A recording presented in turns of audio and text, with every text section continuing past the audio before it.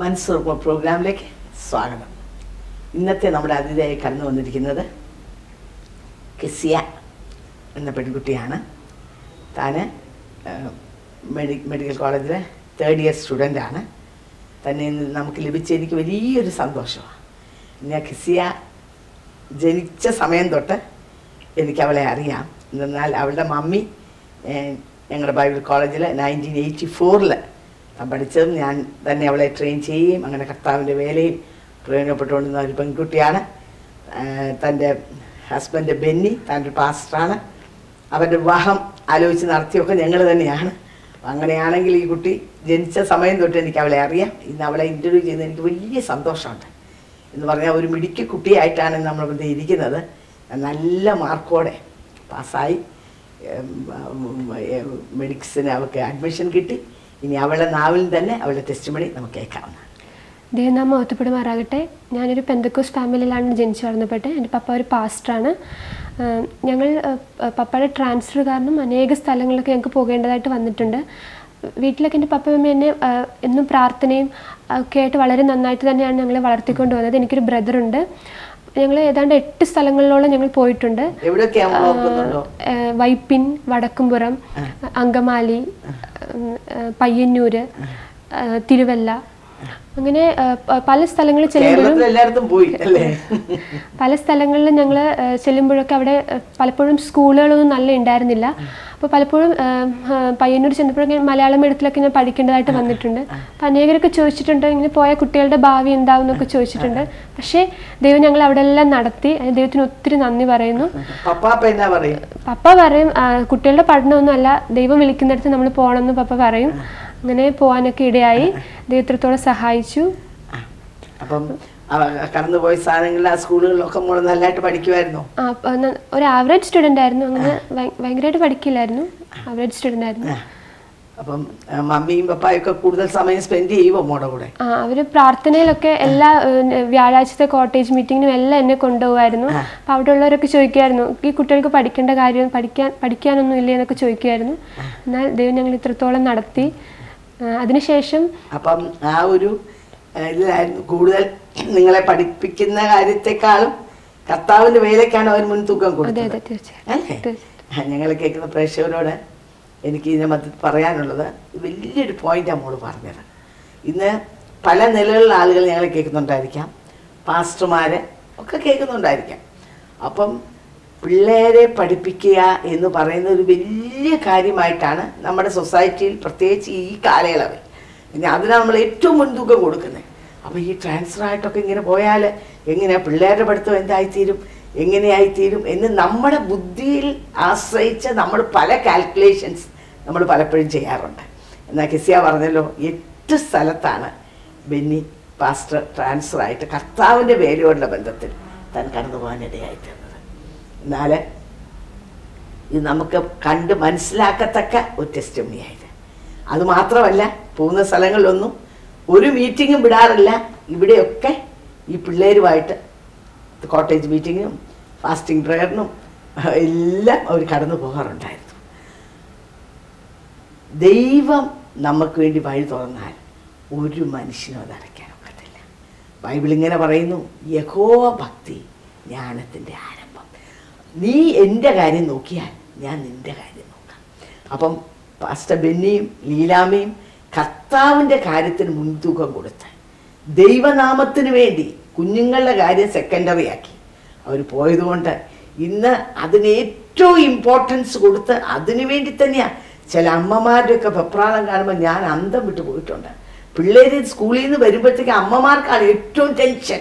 Homework, അവരുടെ പഠിത്തം, first rank കിട്ടണം എന്ന് പറഞ്ഞ് ഉള്ള ഇതിലാണ് അവർ പഠിപ്പിക്കുന്നത്.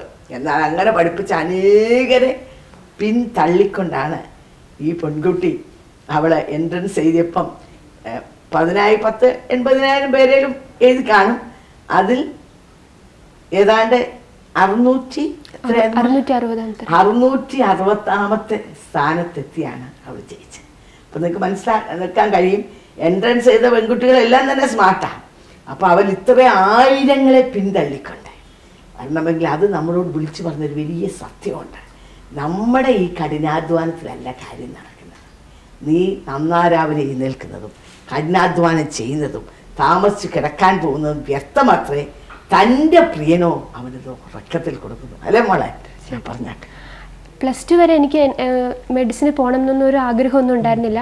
ഒരു ദിവസം പപ്പ എന്നോട് പറഞ്ഞു, ദൈവത്തെ സേവിക്കാൻ പറ്റിയ ഏറ്റവും നല്ലൊരു മാർഗ്ഗമാണ് ഡോക്ടറാണ്. കാര്യം ആൾക്കാർ രോഗത്തിൻ്റെ അവസ്ഥയിലാകുമ്പോൾ അവരൊരിക്കലും നമ്മൾ പറഞ്ഞ് നിഷേധിക്കില്ലല്ലോ.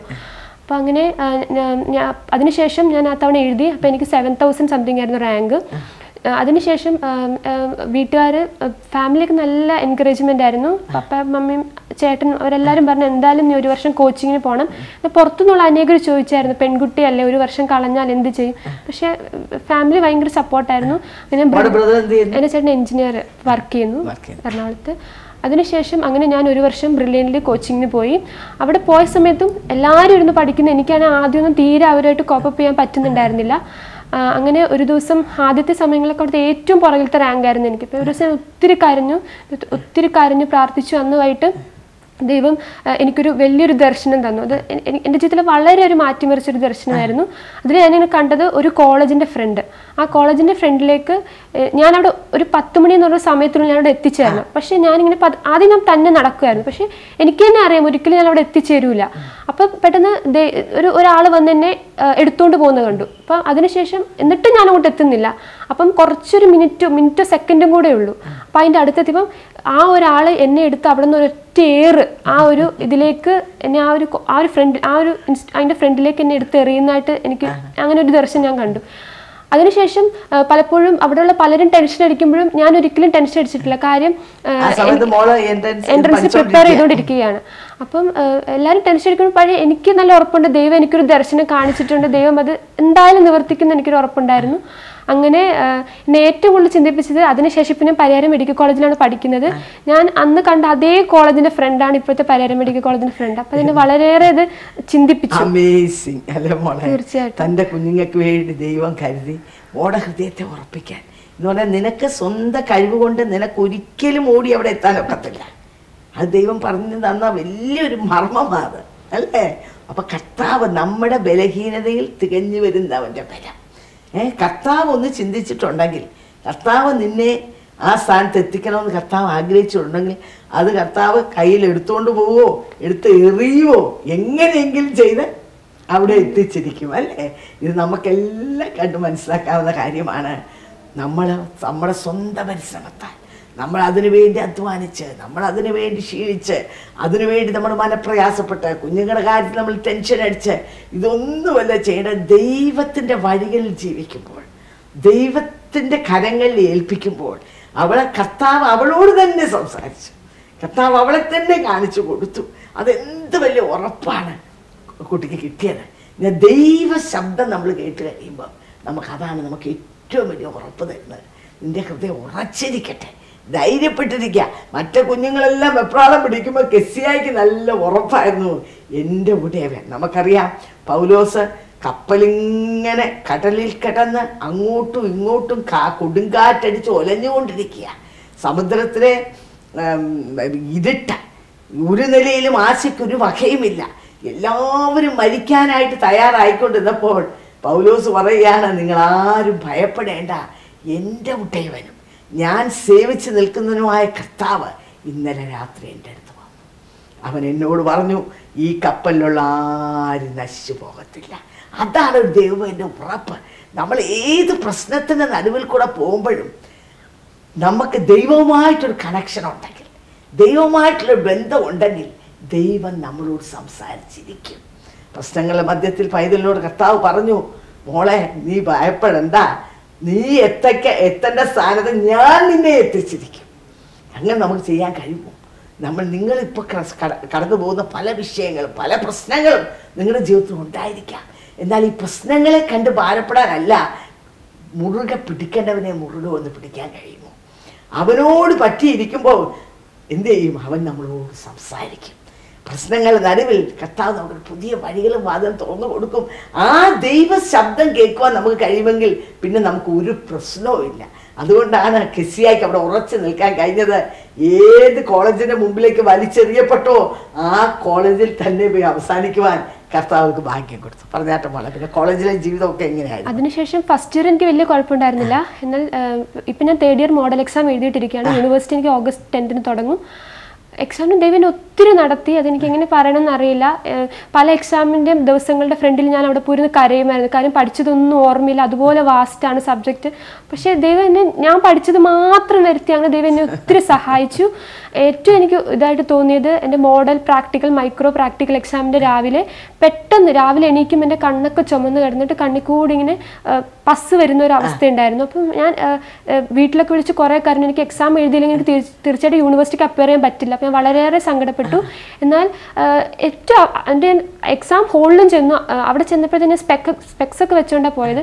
എന്നാൽ ശരിക്കും എനിക്ക് എന്തൊരു അത്ഭുതമായിരുന്നു. ആ ഒരു എക്സാം കഴിയുന്നതിന് മുമ്പായിട്ട് തന്നെ എൻ്റെ ആ ചുമപ്പെല്ലാം മാറി. പൂർണ്ണ വിടുതൽ എനിക്ക് ദൈവം തന്നു. അതിനുശേഷം ഇതുവരെ എനിക്ക് ആ ഒരു അനുഭവം ഉണ്ടായിട്ടില്ല. ഞാൻ ദൈവത്തെ സ്തുതിക്കുന്നു. മോളെ, കർത്താവിന് നമ്മൾ വായിക്കുന്നത് എന്നാ, ഞാൻ നിന്നെ എൻ്റെ ഉള്ളം കരങ്ങൾ വഹിച്ചിരിക്കുന്നു അല്ലേ? അത് മോക്ക് മനസ്സിലാക്കാൻ കഴിയുക. പപ്പായില്ല, മമ്മിയില്ല, ഇവരാരും അടുത്തില്ല. എന്നാലെ കഷ്ടങ്ങൾ ഏറ്റവും അടുത്ത തുണ.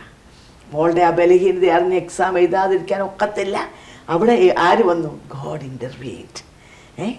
ഞാൻ നിന്നെ സൗഖ്യമാക്കി യഹോവ നലിച്ചത് കർത്താവ് അവിടെ മോളെ തൊട്ട് സൗഖ്യമാക്കി എക്സാം എഴുതാൻ മോക്കെ ഭാഗ്യം തന്നു അല്ലേ? ഇത് നമുക്ക് അനേകർക്കും ഇതൊരു മാതൃകയാണ്. നിശ്ചയമായിട്ടും കർത്താവിൽ ആശ്രയിക്കുകയും കർത്താവിൽ വിശ്വസിക്കുകയും ചെയ്യുന്നവരുടെ കാര്യം നോക്കുന്ന ആരാ? നമ്മുടെ കർത്താവ്. പറഞ്ഞാൽ അതിനുശേഷം അവിടുത്തെ പ്രെയർ മീറ്റിംഗ് ഒക്കെ വളരെ അനുഗ്രഹമായിട്ട് പോകുന്നു. അവിടെ ക്രിസ്ത്യൻ മെഡിക്കൽ ഫെലോഷിപ്പ് എന്ന് പറഞ്ഞ ഒരു ഇതുണ്ട്. അത് ഇന്ത്യയിൽ മൊത്തമായിട്ടുള്ള ഒരു ഇൻസ്റ്റിറ്റ്യൂഷൻ. അപ്പോൾ അതിൻ്റെ ഭാഗമായിട്ട് ഞങ്ങൾ പ്രെയറിനൊക്കെ പോകുന്നുണ്ട്. അവിടെ കുറേ കുട്ടികളൊക്കെ അതിലേക്ക് കടന്നു വരുന്നുണ്ട്. വളരെ അനുഗ്രഹമായിട്ട് തന്നെ പ്രെയർ ലൈഫൊക്കെ പോകുന്നു. ദൈവം സഹായിക്കുന്നു. അവിടെ ഒരു കർത്താവിന്റെ സാക്ഷിയായി ജീവിക്കാൻ തീർച്ചയായിട്ടും പറ്റുന്നുണ്ട്. അപ്പം അവിടെ മോക്ക് ഈ ദൈവത്തോട് കൂടുതൽ അടുത്ത് ജീവിക്കുന്നതിൻ്റെ ആ ബെനിഫിറ്റ്സ് മോൾ മനസ്സിലാക്കിയ കാര്യങ്ങളൊക്കെ ഒന്ന് പറഞ്ഞു. അവിടെ പലപ്പോഴും ഈ എക്സാമിനൊക്കെ കുട്ടികൾ ഭയങ്കര ടെൻഷൻ അടിക്കുമ്പം കുട്ടികൾ തന്നെ ചോദിക്കും, കെസ്യ ഭയങ്കര ഫ്രീ ആണല്ലോ. ഞാൻ മാത്രം, എൻ്റെ കൂടെ വേറെ 4 കുട്ടികളും കൂടി ഉണ്ട് ഞങ്ങളുടെ ബാച്ചിൽ നിന്ന്. അപ്പോൾ നമ്മൾ ഭയങ്കര ഫ്രീ ആണല്ലോ എന്നൊക്കെ ചോദിക്കും. ഞങ്ങൾക്ക് അവിടെയൊക്കെ ദൈവത്തെ ഉയർത്താൻ കഴിയാറുണ്ട്. അതുപോലെ കഴിഞ്ഞൊരു ദിവസം ദൈവം എനിക്ക് വേറൊരു ദർശനം തന്നു. ഞാൻ വളരെയേറെ സങ്കടപ്പെട്ടിരിക്കുകയായിരുന്നു.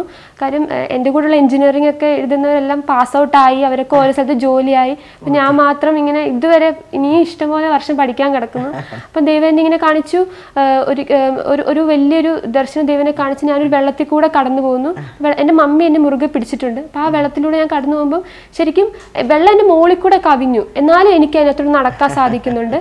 അപ്പം അങ്ങനെ അതിനുശേഷം ഒരു പാറയിൽ കൂടെ ഒക്കെ കടക്കേണ്ടി പോകുന്നു. അപ്പം ഒരു പാറയിൽ നിന്ന് അടുത്ത പാറയിലോട്ടുള്ള ഡിസ്റ്റൻസ് ഭയങ്കര കൂടുതലാണ്. പക്ഷെ ഞാൻ ചാടിയിട്ട് അടുത്ത പാറയിലോട്ട് തന്നെ ഞാൻ എത്തുന്നുണ്ട്. അപ്പം അങ്ങനെ ദൈവം എന്നെ ഒത്തിരി ഉറപ്പിച്ചു. ഈ ഒരു കോഴ്സ് കഴിയുന്നിടം വരെ, അല്ലെങ്കിൽ ജീവിതത്തിൽ എല്ലാ കാര്യത്തിലും ദൈവം നിന്റെ കൂടെ ഉണ്ടാകും, അങ്ങനെ ഒരു ഉറപ്പ് ദൈവം എനിക്ക് തന്നു. ദൈവത്തെ സ്തുതിക്കുന്നു. വലിയ കാര്യമല്ല മോളെ. ദൈവത്തിന്റെ നമ്മൾ വായിക്കുന്നുണ്ടല്ലോ, നീ തീയിൽ കിടന്നാൽ വെന്തു പോകുകയില്ല, പെരുവെള്ളങ്ങൾ നിന്നെ മുക്കിക്കളയില്ല. ഇതൊക്കെ നമ്മൾ ബൈബിൾ വായിച്ച് വിടേണ്ട കാര്യങ്ങളല്ല, എന്നാൽ നമ്മുടെ ജീവിതത്തൊക്കെ അന്വർത്ഥമാക്കേണ്ട കാര്യങ്ങൾ. അപ്പൊ ഈ കുട്ടിയെ കർത്താവ് കാണിച്ചെന്താ കിസിയായെ? ആ വെള്ളം തന്നെ തലയ്ക്ക് മുകളിൽ പോയിട്ട് അവൾ മുങ്ങിപ്പോകുന്നില്ല. മാനുഷികത്തിൽ നോക്കിയാൽ വലിയ ഭീമമായ പ്രശ്നങ്ങളാണ്. എന്ന് പറഞ്ഞാൽ മെഡിസിൻ പഠിക്കുന്ന സ്റ്റുഡൻസിനൊക്കെ അറിയാം അത് അത്ര എളുപ്പമുള്ള കാര്യമല്ലെന്ന്. ഞാൻ പല സ്റ്റുഡൻസിനോട് സംസാരിച്ചിട്ടുണ്ട്. ചില പിള്ളേർ ആത്മഹത്യ വരെ ചെയ്തിട്ടുണ്ട്. എന്ന് പറഞ്ഞാൽ അത് ടഫായി എനിക്കത് ചേർത്ത് തീർക്കാൻ പറ്റുന്നില്ല. അങ്ങനെ ഒത്തിരി പ്രശ്നത്തിൽ കൂടെ. എന്നാൽ കർത്താവ് കാണിച്ചു കൊടുത്തത് എത്ര വലിയ വിഷയമാണെങ്കിലും ഒരു പാറയിൽ നിന്ന് മറ്റൊരു പാറയിലേക്ക് ചാടാൻ ഒത്തിരി ഡിസ്റ്റൻസാണ്, മാനുഷികത്തിൽ പറ്റത്തില്ല. എന്നാൽ അത് ഏറ്റവും അടുത്താക്കി കർത്താവ് തന്നു അല്ലേ പറയാം. അപ്പം ഇതിലൊക്കെ നമുക്ക് മനസ്സിലാക്കാൻ കഴിയുന്നത് ദൈവത്തോടു കൂടെ കർത്താവിൻ്റെ സഹായമുണ്ടെങ്കിൽ നമുക്കൊന്നും ഒരു വിഷയമല്ല. ഞങ്ങളെ കേൾക്കുന്ന അനേക സ്റ്റുഡൻസ് കാണും. നിങ്ങൾ എൻട്രൻസ് എഴുതി അതിനുവേണ്ടി കാത്തിരിക്കുന്നവരെ, അല്ലെങ്കിൽ അതിനുവേണ്ടി ശ്രമിച്ചുകൊണ്ടിരിക്കുന്നവരെ, എനിക്കിത് തരണം ചെയ്യാൻ കഴിയും, ഞാൻ എങ്ങനെ ഈ കടമ്പ കടക്കും എന്നോർത്ത് ഭാരപ്പെടുന്ന അനേക സ്റ്റുഡൻസ് ഞങ്ങളെ കേൾക്കുന്നുണ്ടായിരിക്കാം. അതുകൊണ്ട് തന്നെയാണ് ഈ എപ്പിസോഡുകൾ ഞാൻ ചില സ്റ്റുഡൻസിനെ തന്നെ ഇൻ്റർവ്യൂ ചെയ്യാൻ വിചാരിച്ചത്. Nothing is impossible, nothing is impossible with God. കർത്താവ് നമ്മോട് കൂടെ ഉണ്ടെങ്കിൽ എൻ്റെ ദൈവത്താൽ ഞാൻ മതിൽ ചാടിക്കടക്കും. എന്നെ ശക്തനാക്കുന്നതിന് മുഖാന്തരം ഞാൻ സകലത്തിലും മതിയായവൻ, സകലത്തിലും മതിയായെന്നാ ദൈവം പറയുന്നല്ലേ. അപ്പം കർത്താവ് നമ്മളോട് കൂടെ ഉണ്ടെങ്കിൽ അവിടെയാണ് നമ്മുടെ വിടുതൽ, അവിടെയാണ് നമ്മുടെ വിജയം. അത് കർത്താവിനെ അറിഞ്ഞ് അവൻ്റെ വഴിയിൽ നടക്കുന്ന മനുഷ്യൻ ഭാഗ്യമാണ്. ഈ കുഞ്ഞുങ്ങൾക്കെല്ലാം ഭാഗ്യം കിട്ടി. അവരെ അവരുടെ മാതാപിതാക്കൾ ആ വഴിയിൽ അവരെ വളർത്തിക്കൊണ്ട് വന്നു.